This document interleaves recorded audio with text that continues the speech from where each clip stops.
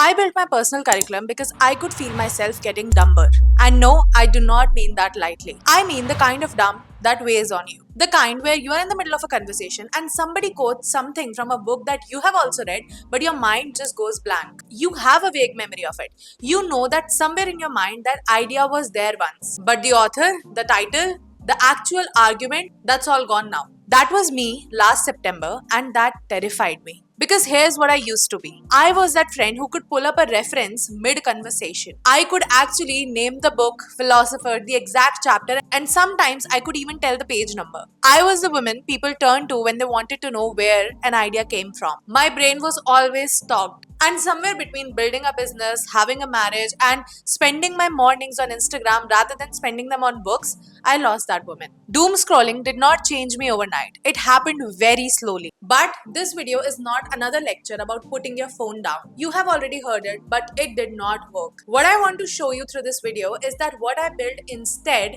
to fix this sad situation. A personal curriculum. And why it did more for my brain, for my identity, and even for my business than any other productivity system could ever do. Just like always, here's the flow of this video. Here's everything that we are going to cover. And by the end of this video, you will have an exact AI prompt that I used to build my personal curriculum from scratch. The exact prompt that gave me my semester theme, my reading list, and a clear end goal for the quarter. It is in the description, and in this video, I'm also going to run you through the live process of how I built my personal curriculum for this summer. It is all in the description, so stay with me. Hi, I'm Twinkle. I study everything that makes a woman powerful, and I share my findings here so that you and we both can grow together. So make sure to subscribe, and for this video, let's start with what is actually happening when you scroll. Your brain is hungry, and this matters because most of the advice around doom scrolling actually treats it like a discipline problem. Like if you just had more willpower or more intention, you could actually put your phone down. But willpower is not the issue. The issue is that your brain is actually wired to hunt. It needs a challenge, a problem, and something worthy of its energy. And when life gets comfortable, when business is running smoothly, there is no crisis to solve, your brain starts hunting for dopamine in the only place that can guarantee it, the scroll. So doom scrolling is not a bad habit. It is actually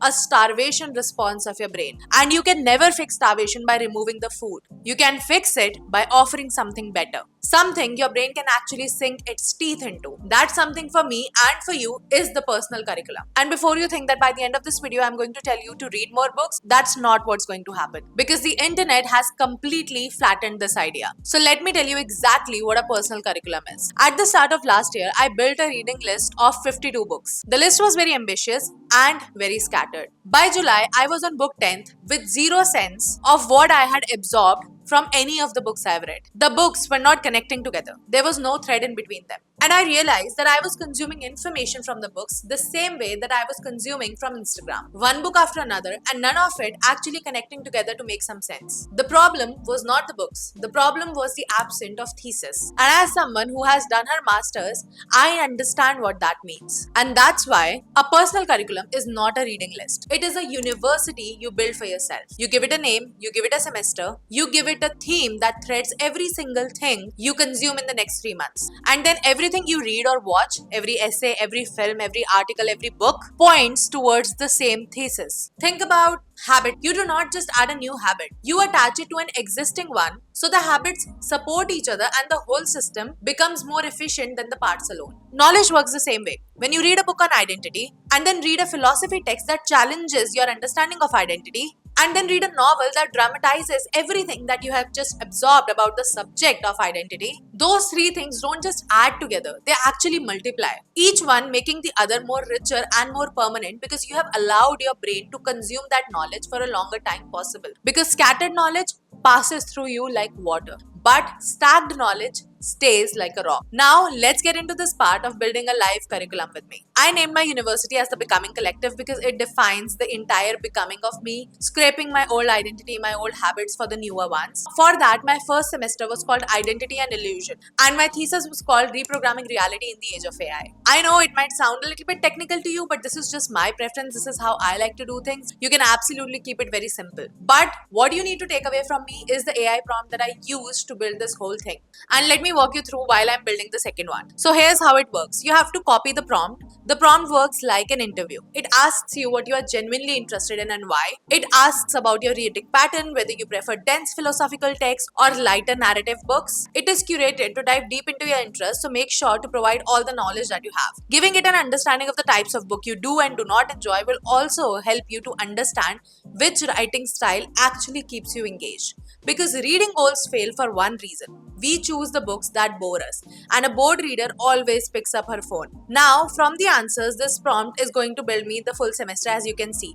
It has got the theme, the reading list, the frameworks to practice alongside the book, the end product I would create when the semester is closed. And as a result of my inputs for this semester, as you can see, the subject of my study is reclaiming creative authenticity in the age of AI. And I like to keep my reading material a mix of everything: podcasts, books, essays, all of these different kinds of media that I can consume. Now, for the next 3 months, I'll be reading books like Breaking the Habit of Being Yourself, The Power of Habit, Big Magic, The Artist's Way, The War of Art, Co-Intelligence, Rest, Steal Like an Artist, and also the fictional books The Bell Jar and If We Were Villains. I know, fiction as well. See, most people building a curriculum think that they are only going to cater to non-fiction. Only the books with bullet points and takeaways and every chapter teaching you something new. But I believe that they're keeping themselves from one of the most powerful learning tools that ever exists: fiction.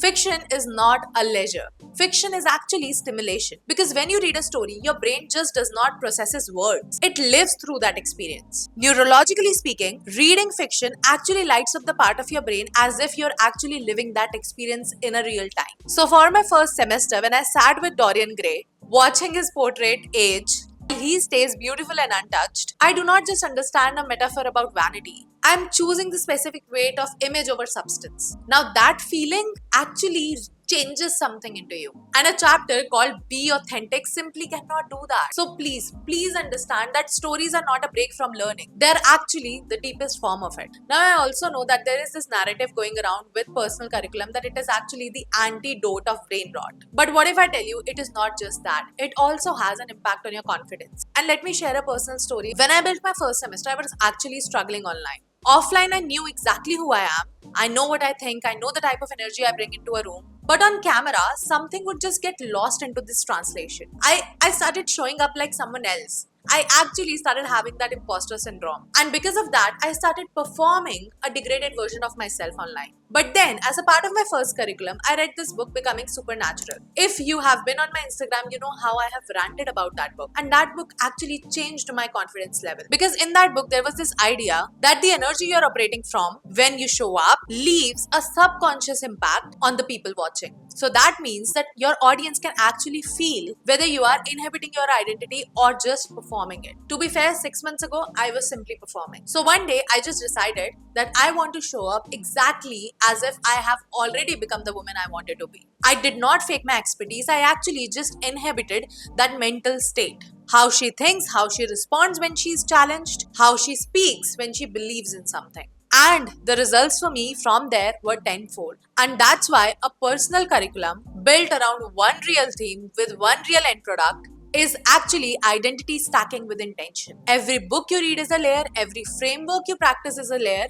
And if you actually dedicate yourself to it, by the end of the semester, you are not going to be the same person who actually started it. And on that note, if you want to read my findings from my last semester where I actually reprogrammed my identity upside down, I'm sharing them on my Substack. So make sure to subscribe. It's free and link is again in the description. Now, why am I emphasizing so much on building this semester for at least 3 months? It's because I learned it the hard way. Please, for the love of God, do not build a year-long curriculum. I tried it and I failed miserably. See, because I think humans are evolving too fast for a 12-month plan to actually hold our evolution. When I built that reading list of 52 books last year, by March, I was already a very different person with very different set of questions that I wanted to explore. And a year-long plan assumes that you would want the same things by December that you want in January. You will not. That is why personal curriculum should be no longer than 3 months. It's the sweetest spot. With 8 to 12 reading materials, one arcing theme, one end product you commit to when the semester closes. It could be an essay, a framework, a body of notes that you would want to probably publish or share with your readers like I am. Something or anything that proves that this knowledge is going to stay with you and it is not just going to pass through you. And I also know that there are people who want to change their life and they're taking up these 90-day challenges. I just have a question. When you're already hell-bent on changing yourself in the next 90 days, why not build a curriculum around it? Just saying. Why not let every book, every essay, every conversation in the next 90 days point at the same women that you are trying to become? Don't you think that will make it much more powerful? Now the woman I want to become is disgustingly educated. And she walks into a room and you will feel it before she even speaks. When she opens her mouth and she spits a fact, nobody even thinks to Google. She becomes the reference. She pulls the quotes from memory, connects discipline across decades, and speaks with such a conviction that you might want to take notes. I know I lost her for a while. Doom scrolling took the best of me and found me before my curriculum did. But here is what I know now. You and your brain are not addicted to scrolling. You are just hungry for something worth more. Your brain is brilliant and restless and constantly looking for something worthy of its hunger. For a long time, for my brain, the algorithm was the only food it could get. However, building a personal curriculum becomes your healthy diet because personal curriculum tells your brain, here's a challenge, here's your theme, here's the women you're going to be in the next 90 days if you just follow through. So, what are you waiting for? The AI prompt is in the description. Open it. Answer every question seriously and honestly. Build your university, give it a cool name, tell me in the comments, and then tell me in the comments the theme of the women you are trying to become this quarter. I will be reading every comment and make sure to subscribe because I will be sharing the findings of my semester pretty soon. And then, with that note, I will see you next week.